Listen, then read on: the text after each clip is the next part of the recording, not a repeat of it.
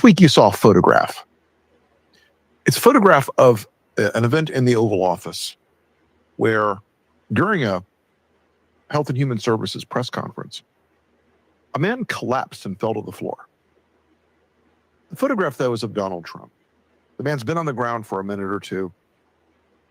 He's surrounded by people. There's yelling, there's movement in the room. And the photograph is Donald Trump staring straight ahead.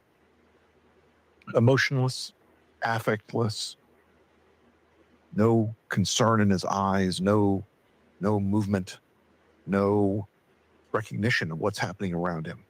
And that speaks to something that really struck me, because sometimes a photograph is so emblematic, so symbolic, so encapsulating a moment and the character of the person in the frame that it means something in the culture. And I think that photograph means something. 2.5 miles. It's not very long. Only slightly longer than the National Mall. I want to warn Republicans what it means today, because the elephant in the room is Donald Trump's indifference. Some rando falls over in the White House, and that's one thing. And Trump is not a man exactly overflowing with the milk of human kindness. Where I could stand in the middle of Fifth Avenue and shoot somebody and I wouldn't lose any voters, okay? Quiet. You're really obnoxious. Referring to John McCain, a war hero, 5.5 years as a POW, and you call him a dummy. He's not a war hero. War hero. He's a war hero. 5.5 years. He's a war hero because he was captured. I like people that weren't captured, okay? Written by a nice reporter. Now the poor guy, you got to see this guy. Oh, I don't know what I said. I don't remember. He's going like, I don't remember. Maybe that's what I said. Not exactly a man for whom compassion is the first emotion you would associate with. But there's something bigger here. Donald Trump is indifferent to the suffering of others. He always has been. And I can tell you, folks, I am the leading anthropologist of this man in the country. I have written 2 books about him. The 3rd book is not about Donald Trump. He's a character in it, but he's not the center of it. I have studied him closer than I ever hoped to study anything else in my life. Something that's unpleasant. I hope to study plenty of other fun things, but when you learn about him, you learn he has no ability to connect with humans. He has no rational interior monologue that says, I should help that person who is suffering.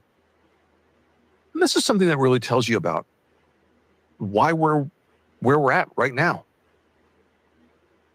A normal president would have said, man, if we shut down the government, we were going to screw all those poor people, all those veterans, all those folks that depend on air traffic controllers and the Coast Guard and all the things that you don't think of as, even as a Republican, of the evil cliche big government. A normal president who was not indifferent to human suffering would have said 44 million Americans in 25 million families who get SNAP. I can't shut this place down and starve people. An ordinary president of any party, Republican or Democrat, liberal or conservative, would say, I can't be the guy who starves kids at Thanksgiving. I can't be the guy who shuts off food aid for working poor people. So let's bring in Michelle Lockhart. She is a SNAP recipient. She's joining me now from Tennessee to talk about this. Myself, I was diagnosed stage 4 cancer in 2022, and I've been unable to work since 2023. A SNAP benefit recipient for about a year now. And it's not just myself, it's others in the community, others like me, people that are no longer able to work. And without the SNAP benefits, we're unable to put food on the table as normal. You know, I truly believe the money is there. I just think it's a position of power and not willing to do so at this time. Americans across the board are equally angry at Democrats, they're angry at Republicans, and they're angry at the President of the United States. They don't really care about the politics of it all. They just want to pay for their groceries. They want to make sure that their kids are able to eat. They want to make sure that people who are in need of it, like you, who are struggling with an illness, are able to get groceries. What is your message to lawmakers who seem to be unwilling or unable to do what's required to help the American people? You know, take a moment and put yourself in our position, not in your position, because in your position, they can go get.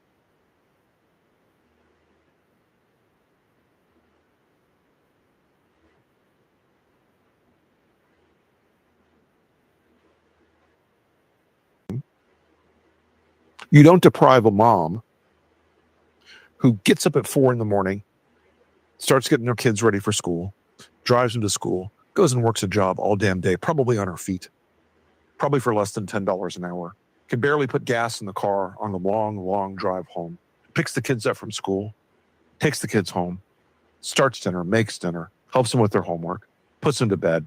By the time she's done that day, her feet are killing her, her knees are killing her, her head is throbbing. She has no time for herself. She knows she has to get up and do it all again in the morning. And only the most indifferent person in the world would say, you know what we should do to that woman? We should take away the pitiful, tiny amount of federal SNAP food benefits we give her for her kids. But he's indifferent to human suffering. He's indifferent to human suffering at a level that I cannot think of another, certainly no president in the modern era, certainly no president in the last 150 years who has been so completely callous to the harm he is causing. He's indifferent.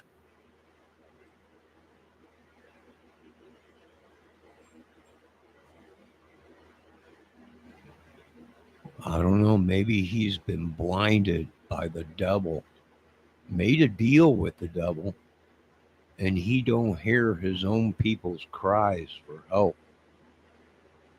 I hear the people's cries for help. I can't be the one that lets this happen. I don't know. Maybe you folks can agree with the suffering. I mean, I'm poor. I've always been poor. So I suffer. But, are we suffering for these people? Are we just their sufferers, right? You did bad. Someone goes out and commits a crime and you did bad. Well, you got to do that. Well, no, I got someone that'll suffer for us. He's a poor guy. I agree with this guy. They've grown out of touch of the people that put them in power to do a job. They have not heard the cries of the people saying, "You're killing us." I agree. They haven't. They send you on voyages of dreams and hopes of better days and greener grass that never comes.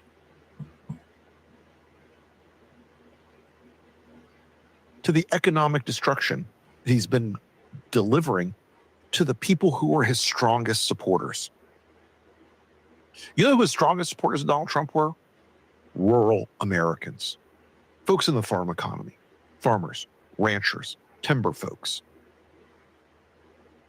They've been screwed like nothing else I've ever seen before economically. They're not selling soybeans overseas. They're not selling corn. They're not selling timber. None of it's all over. It's gone. It's done. And he did that. He chose that. Why? Because even though they were political supporters, even though they were people who loved him, who believed in him, who bought the line that he was going to make them economically successful, he's indifferent to their suffering. He does not care. These union guys who were traditional Democrats who have now all flipped over to support Trump, those automobile factories that are closing, manufacturing all throughout the Northeast and the upper Midwest that's closing because of the tariffs. He does not care about you. He does not give a damn about you. He is indifferent to your suffering. And because he's indifferent to suffering, you can see why he doesn't even have a moment's hesitation about spending most of his time putting up Timu gewgaws in the White House and planning for his $300 million bribery-funded golden whorehouse next to what was the White House. He's indifferent to that human suffering. If you knew your nation was suffering economically, then you were a normal president. Unless you're building a data center right now, getting a job in America is like finding a naked leprechaun riding a unicorn down your street. It ain't happening. The AI economy out of Silicon Valley is dragging the rest of the economy along. And when that bubble pops, and it's looking like it might pop, this country's going to be in a depression. But he's indifferent to that human suffering. He's indifferent to it because any normal president would not have, where Americans are facing a crashing real estate market. Their homes are not.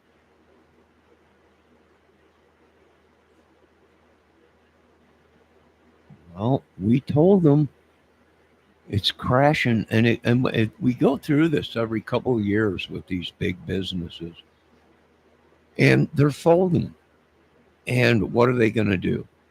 They're going to come to the American people, the taxpayer, the government. They're going to say, we need a bailout in order to keep it going. But the whole thing, like I told these people, there's only so many cars that you're going to be able to sell. Not every family is rich and got 20 cars. You know, there's only so many cars you could build or sell. And when you get to the point where you got cars, you know, there's brand new cars that have never been drove that are still in warehouses from 1985, 1982, never been driven. Brand new. Never been driven, never been sold. When you get to that point, you stop making vehicles. Sell the ones you got. If you're not selling them fast enough, what do? Well, you take some kind of a loss and you drop prices dramatically to sell them vehicles. Plus, you got a bunch of now inventory sitting around that you got to pay warehouse inventory on. All these vehicles, all these places. Hell, these guys are trying to evade the IRS and paying warehouse. They're hiding cars in barns. So it's all a racket. And when you don't hear the people's cry, and you are a so-called king or the great president of the United States, and you don't hear your own people crying that we're suffering and you're killing us, and you put up a $300 billion, $1 million ballroom, that don't look good. It don't look good. Now, of course, the United States is making so much money. It just so happens you're in control of the United States. You're making all kinds of money. The working man has got crap. We got hope in one hand and crap in the other. And they both float.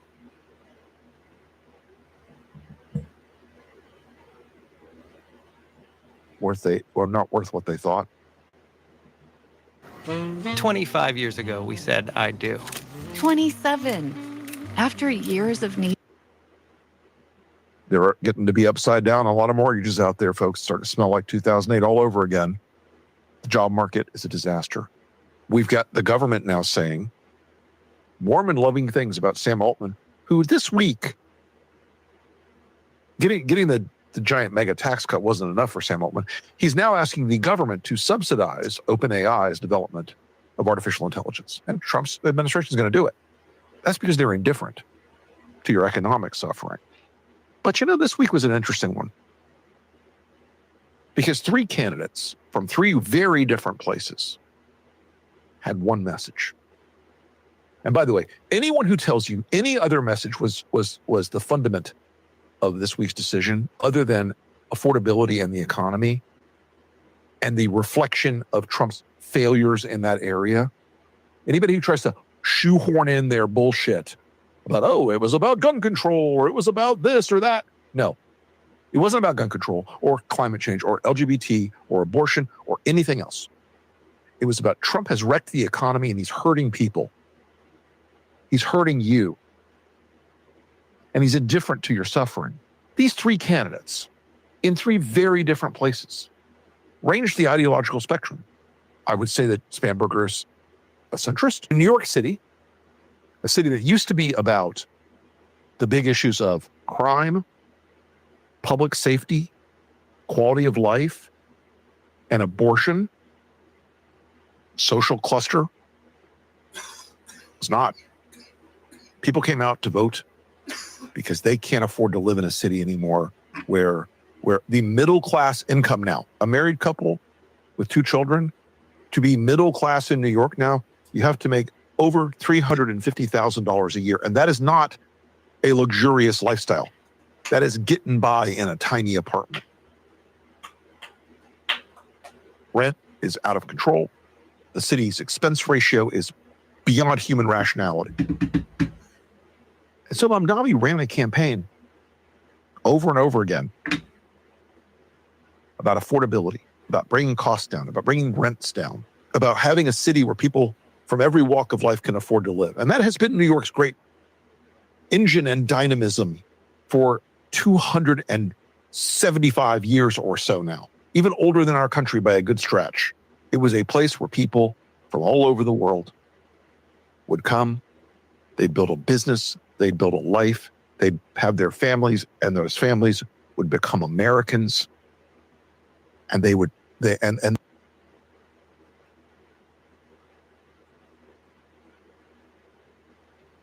You know what upsets me? That all of this could have been created by social media, and Trump never took away food stamps or any of that. And it was all created from all this deep state social media mogul magalaga madness. Mega. You know, people complaining about mega Trump. I have nothing to do with mega. Now all of a sudden it comes out, he's saying, don't worry about mega. I created it. Well, what do you mean you created it? It's been terrorizing everything. It don't look good. And then taking the food stamps from everybody. You know, not only the children and the women, even the vets, the men. You know, I'll tell you, our day is coming, the men. We are just thrown aside in every situation. You know, everyone, women and children first. Well, I understand, but you're trying to choke everyone out. Man, woman, and children. Food, you know, for I don't know how many years I was getting $16.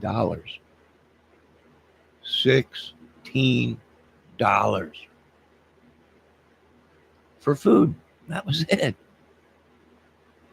And then recently they were giving you a raise. Now I get $21. I can tell you folks this much. Your health is drastically going to go downhill if you get on any kind of government health care or SSI or Social Security or disability. Why? I have no idea. You're starved. You don't get the medication you need. And even when you do go to the doctor, they don't test for things that they should be testing across the board. Mandatory to protect and save a country. And it probably would have been a good idea to test these people for STDs, even though they didn't show symptoms, as some of the doctors claim. But because their healthcare and system didn't cover it, they weren't tested. And what happened? Well, you had a major outbreak. loss of life, a country full of disease, boats and hoes, cocaine, you name it. I'd say it's over. The kingdom has been sacked. This magical city that I love dearly. You know, there are times I miss living there. I not always, but there are times I really miss living there because the stories are so woven into everything. And the story was getting narrower over the last few years. The story was becoming, yeah, if you've made your money in tech, or if you made your money in real estate, or if you made your money in private equity, or made your money on Wall Street, yeah, you could afford to live in New York. But increasingly, it was less, there were fewer and fewer families living in New York. It was more affluent people my age. That's not a city. That's a fancy nursing home. That's a retirement village. From the #1 rated brand in cordless outdoor power, the Ego Power Plus blower, reaching an incredible. But Mamdani campaigned on making the city affordable. Now, whether he can get there or not is irrelevant. It's the campaign we're talking about, okay? I have plenty of questions and plenty of issues. But this is the campaign. He stayed disciplined and focused all the time. He got a reaction out of people because they were sick of people being indifferent to their suffering. They were sick of people who didn't give a shit about them. They were sick of people like Donald Trump, who believes the only real people are real estate guys or Wall Street guys or private equity guys. The only real city is in his golden tower or in private clubs in Manhattan. And Mamdani went out there and he beat the drum for affordability. In New Jersey, Mike Sherrill, Navy veteran, helicopter pilot. We were on Bill Maher together one time. Smart as a whip. Really, really, really smart. She ran about on affordability as well. But in New Jersey, it was also about the rising cost of electricity because there's 1 billion data centers going to New Jersey because obviously the AI people have to have their data centers every goddamn corner of America. But she talked about how those people were being subsidized while ordinary voters and citizens in New Jersey were being screwed by higher prices. She talked about things like traffic, job creation, roads, infrastructure. But over and over again, she told people, you're paying too much. Your taxes are too high. Your expenses are too high. Your rent is too high. It was a brilliant approach. And it was disciplined over and over again. And you know why people responded to it? Because they looked at Jack Ciattarelli, her opponent, and said, there's another rich guy, another buddy of Donald Trump's, who is indifferent to my suffering, who doesn't care about me, who doesn't give a shit about anybody, who isn't another rich guy. I have nothing against money. Believe me, I am a raving capitalist. I want people to get rich. I want everybody to do well. I want people to prosper. Well, you see a guy like Jack Ciattarelli, and it just doesn't connect. Nobody thought he's going to help me pick up. He's going to help me build something. He's going to help me afford my life. He's going to help me live in a world where my kids can think about owning a home someday. And that was the great suburban dream of New Jersey. A lot of those families who came to New York moved out to New Jersey, moved out to Long Island, because it was a little more affordable. It was a place they could settle. It's a place that they could build the American dream, and a place where they could tell their kids, hey, you work hard like I did, like your grandfather did, like your great-grandfather did, like your grandmother did, over and over. You can have this too. You can have the neighborhood. You can have the local school. You can have the little house in the suburbs. Is it a private jet lifestyle? No. Is it the big fancy Instagram lifestyle? No. But for generations and for millions of Americans who lived in New Jersey, it was a good life. It was a good life. It was a life where people were not indifferent to the suffering of others. It was a life where people understood that their communities that had in New York wouldn't transfer one-to-one. They sure transferred. They built them up. I was fascinated the first time I really spent much time in New Jersey. My former wife was her was from Maine originally, but they had a beautiful place, little town in North Jersey. And it was like a small town. There was a main street. And you didn't think about that. It was like I was shocked. It didn't feel like the sort of TV image of Newark. But there's all these communities around North Jersey now that are unaffordable for normal people. That family in New York, that middle-class family that's in a 2-bedroom apartment making $350 a year, is looking at a house in North Jersey for $3 or $4 million. Same unaffordable problem. Cheryl went out and campaigned on telling people, we're going to make things more affordable for you. We're going to get that cost of electricity down, which I call the data center tax, by the way. You pay the data center tax because of their electric bills. And then we go to Virginia, where Abigail Spanberger ran a picture-perfect textbook campaign for a modern Democrat in this era. Did she spend her days talking?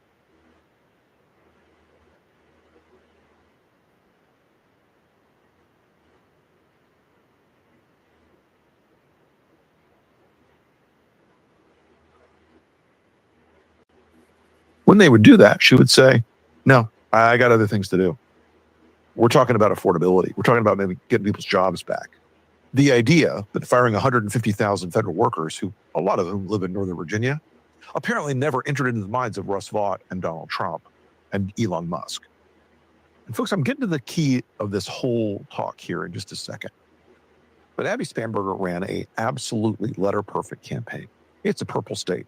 Southwest Virginia is deeply conservative, deeply religious, deeply, deeply red. Northern Virginia is more center-left. The 7 big counties in Northern Virginia make up about 60% of the vote in the state. And she wiped the floor with Winston Sears. Her message of affordability, her message of job creation, her message of economic growth and prosperity for everybody in the Commonwealth of Virginia, it resulted in moving the reddest districts in Virginia between 7 and 22 points toward the Democrats.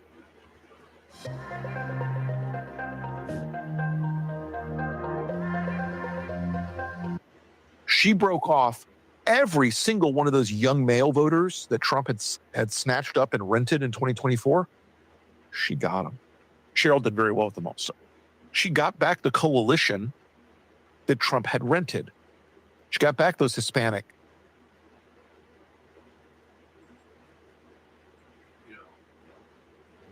You know, I agree with this guy. It's just everything's gotten too expensive. And when you can't even be poor anymore, I wish I can afford to be poor. But we can't even afford that. It's horrible. The food, the lies, the cover up,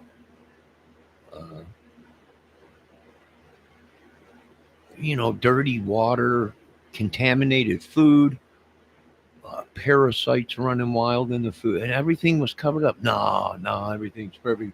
We're making this the cleanest. Nothing's getting done. It's all sleight of hand. It's almost like the devil's telling us a bunch of lies when we're watching them. I don't know. It's midnight. I'm going to end this video. I agree with some of the stuff this guy's saying. When you become cold to the poor, to the weak, the ones you thrived on to get you in the house, and you turn the other cheek, they should be the first ones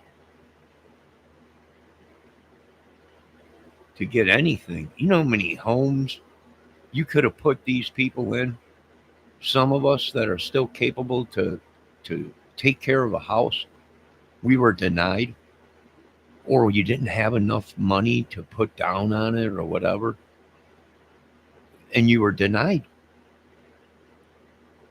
Even, they could have did no money down things for people on Social Security or disability.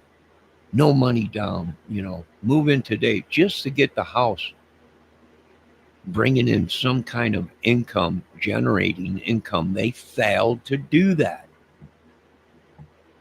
They failed to cut losses and at least bring income into them homes. Instead, they chose to let it sit and rot away. When they could have put a family in there or a person that wanted an American dream and a property, they failed to lower the payments, the everything. They put themselves in this predicament, and now we're heading for a real estate crash and probably an airliner's crash where we can't make. And who's going to bail them out? The American people. The government will have to bail them out, or it'll be it'll just be a disaster. We are being held hostage by big company, big pharma, big money, famous, rich, whatever it may be. We're being held captive and abused. We're their torture, their suffering machine. And they think they can get away with it, Lord. In Jesus' name, I'm here to bear witness to the madness. Who knows what they've done to us? Used us as guinea pigs, magic guinea pigs for doing their magic and witchery. The Lord has revealed it all to us. You folks be safe. I might be back with a peaceful fire tonight. So I'll return. And boy, they've been sending me the smoke and crazy magic, heart man, all kinds of stuff. I don't know what they've been doing, Lord. Some kind of stuff. Not good. In Jesus' name, take all this madness. It ain't mine. I think it's horrible what's happening. The lies. And until we do something as a unit, as a society, and stand up and tell these people, you're not going to do this to it. Where's our children? Where's our children? You know, I know a lot of us are deadbeat dads, and you love to use us as your guinea pigs and your torture machines and break us down as humans and men. You know, break us down. Why don't you get a job? Why don't you shut up? Why don't you stop kidnapping our kids? Where are our kids? Even the government. Where's our kids? Where's our kids? Now you're starting to find out that mother lied, didn't she? We were all crazy. And now who's the crazy ones? Yeah. You folks have a great day. Once again, government, we want to know where our children are. In Jesus' name, amen. I'd be looking for them out west. Have a great night, folks. All glory goes to God, even at our deathbed right now. All glory still goes to God. Even though he hates us, all glory goes to God. Amen.